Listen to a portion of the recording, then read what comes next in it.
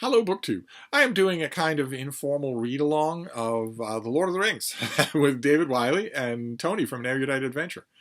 We started with the Two Towers instead of starting with the beginning of the Fellowship of the Ring, and we've just been reading it along very slowly.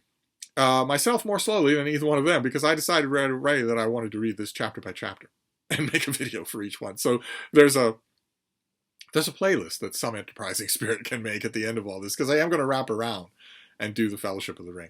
But right now, we are reading the end of The Return of the King, which is the end of the proper text of the book. There are appendices after that. But we're almost at the end of Lord of the Rings. We are, in fact, in a favorite chapter among readers, the Scouring of the Shire. We saw last time that Gandalf rides with the hobbits, Sam and Frodo and Merry and Pippin, right to the border of the Shire. So the story is going to end where it began, at least for this part of it. And then Gandalf says, well, I'm not going with you. I have business elsewhere. I'm going to go and have a long talk with Tom Bombadil. And I expressed my confusion and dismay at that. And I love the fact that all of you Gandalf loyalists have been swarming in my email, but I haven't read anything that really convinces me otherwise. Gandalf, in addition to having a mission from the Valar, should also be friends with these people. He's known them their whole lives. And I argue he knows that they are headed into trouble that involves a wizard. Why he wouldn't go with them just to make sure they don't die? They certainly could have died. What a horrible anticlimax to the book that would be if, after all that the hobbits have been through, they die in the Shire when Gandalf could have helped them to live. But he doesn't. He leaves. And the four of them go into the Shire and find it very, very different. Trees are dug up. Houses are dug up. There's all sorts of bad elements that are in control. Most of them the control seems to be split, but one of the people controlling all of these bad elements is a nebulous figure called Sharky. And our heroes, our four hobbits who've been through hell and death, they've been to war, they've seen Oliphants, they've been to Mount Doom. It's assumed by the narrative that they are more than adequate to handling local trouble. I don't know about that. I really don't know about that. I kept flashing back when I was rereading the Scouring the Shire is a fan favorite chapter. It's never done anything for me. And the whole time that I was sort of being aware of those implications on Tolkien's part, I kept remembering a line from earlier in The Two Towers when one of our Hobbit characters says, well, a man can die by one arrow. It doesn't take a huge crowd. It doesn't take an awesome force. One arrow can kill a person. That's what I thought about in this chapter. I thought, well, yeah, you've been through hell and death, but you're outnumbered. You could lose this battle, especially since you don't have your wizard with you. But they don't. They don't. They've seen enough. They've been hardened enough so that they manage to rout the despoilers of the Shire and also discover the identity of Sharky. It is Saruman, who is the wizard Saruman, who we last met on the road, vowing to, he's not going to change his ways. He doesn't want any help from anybody. He doesn't want to be renovated or get a second chance. And he sets up shop in the Shire while our heroes are busy enjoying themselves elsewhere and starts to run the place into the ground, starts to destroy it, uproot it, and destroy it. Clearly, his main goal is destruction, and also to make himself a local potentate, I guess. He has Grima Wormtongue with him. And we meet the hobbits meet Saruman. They know who he is right away. We get the derivation of the name Sharky. The Saruman says that he didn't just make that up because he's no longer Saruman. He's using an old word that his orc troops called him in Orthanc. And I imagine that by now, any of you who are reading along with me here are not worried about spoilers for this book. And I imagine that anyone who's watching these videos has seen the Peter Jackson movies, which do not include The Scouring of the Shire. If there's anyone here who's wandered into this video maybe down the line for whom that is not true, I am going to talk about the end of this chapter, so you should stop watching now. Because the hobbits do confront Saruman. And he is sarcastic and withering about that. He doesn't seem to have much ability, which always raises questions in my mind about how Tolkien imagines his wizards. Are they sorceress beings in and of themselves? Do they have any sorceress abilities on their own without a staff? we're told that Saruman has a persuasive voice. He doesn't seem to have one in this chapter. He seems to have lost even that. But even that, is that a supernatural power that someone can convince people? That there are plenty of humans who can do that. I don't know. Is Saruman a supernatural being or not? I don't have any idea. But the Scouring of the Shire has always struck me as an anticlimax. Not falling action, as I've described these final chapters are in Lord of the Rings, where Tolkien has given us the climax of the book. Both of them. The last-ditch fight on the field and the victory of the ring at Mount Doom. He's given us those climaxes, and now he wants to examine the afterglow of all of those things, sift through the epilogue of all of those things.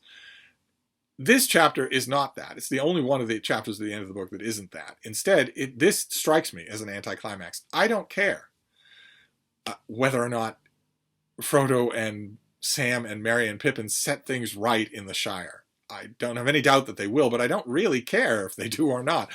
They can't hold back the future, the age of men, anyway. Even if they manage to roll back a few exponents of it in Hobbiton, they can't do it forever.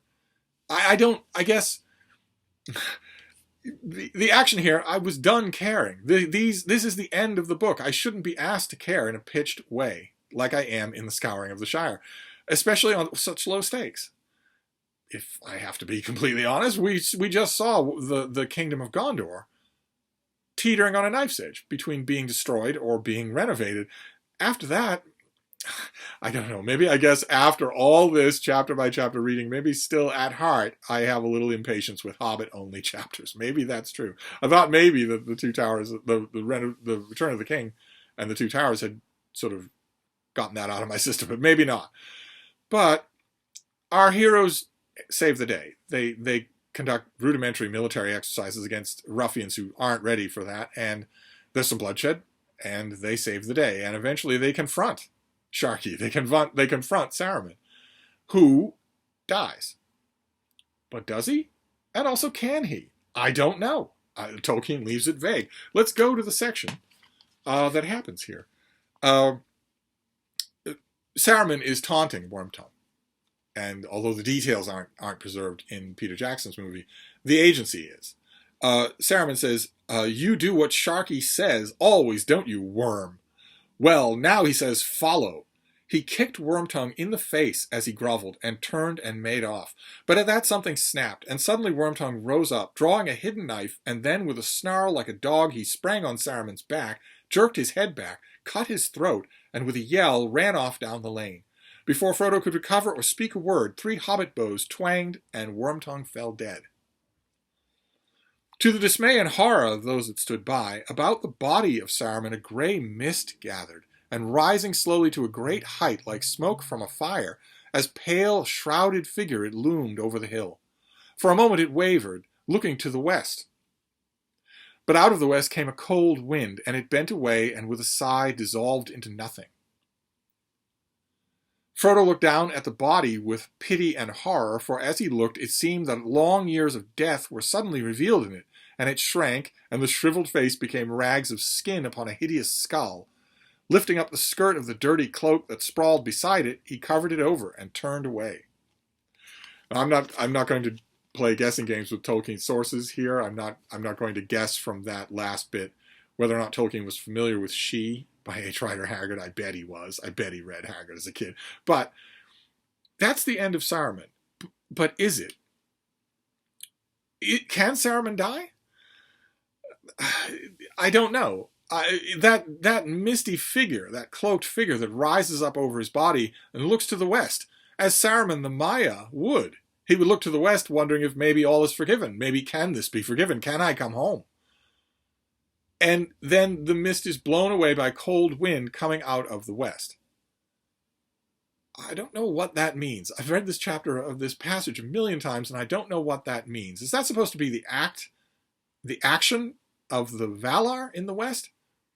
And if they could do that, and want to, and are willing to, for an errant Maiar, then not only why didn't they do that to Saruman years ago, but why didn't they do it to Sauron? It doesn't strike me that they're the type who would that they're able or willing to do that, to reach out and disperse the spirit being that Saruman is. Let's keep in mind, he and Gandalf and Sauron are all spirit beings. They can take many forms. They can, at least before they were clothed in the bodies of old men for the Astari, they could walk unseen among even the Eldar of the elves. Saruman doesn't have that ability because the Astari are locked into mortal form, but obviously not entirely. Gandalf's body dies, he comes back. Saruman's body dies, but something is alive after his throat has been slit. Something is there and has a will and can look in one direction or another. Does that description, I mean, for those of you who are reading this or rereading Tolkien here, does that description lead you to believe that Saruman is gone? Can Saruman come back? Can he slowly gather strength the way we're told that Sauron does after the destruction of Numenor? Could he slowly gather strength and return, develop a new body or inhabit one? Or is this the Valar killing him? Because we know that the physical slitting of his throat isn't what's killing him. Gandalf suffers much worse and comes back. These wizards have a spirit being inside them that isn't completely vulnerable to the ravages of the flesh. With Sauron, it's a little easier to understand because he invested so much of himself in the One Ring. But I don't know. That's why I want to end my discussion of the Scouring of the Shire. I really don't have much to say about the chapter. I was kind of hoping, and I think David Wiley was hoping too, that I would love the chapter, reading it slowly and a chapter at a time, the way I've been doing the whole book. But I just didn't care. The major battle of this book has already been fought. Both of them have. I guess I would have to be more invested in Hobbiton. Maybe that means that these Hobbit-only chapters, and especially the Scouring of the Shire, are for people who fell in love with this book through The Hobbit. And I did not. So maybe that's the reason. I don't know one way or another. I don't have anything to say about that. All of my questions are about Saruman. What do you take this to be? Is he dead? And if so, what killed him? Was it Wormtongue? Or was it the Valar reaching out from the west and saying, we've had enough of you? Curious, just let me know. But I'm gonna finish that up because the next chapter that we do here is called The Grey Havens, and it is the final chapter in the book proper of The Return of the King. It's the last chapter. So we'll do that next time. Plenty to talk about there. And then, well, before we get to the Fellowship of the Ring, we'll be dealing with the appendices to The Lord of the Rings, which I have never read through at a crawl, and I've certainly never discussed them, ever, even in print. So that should be fun. But this has been, we'll go to the final chapter next time. I don't know if that'll be tomorrow, but it'll be soon. So I'll wrap this up for now, and I will see you soon. Thank you, BookTube.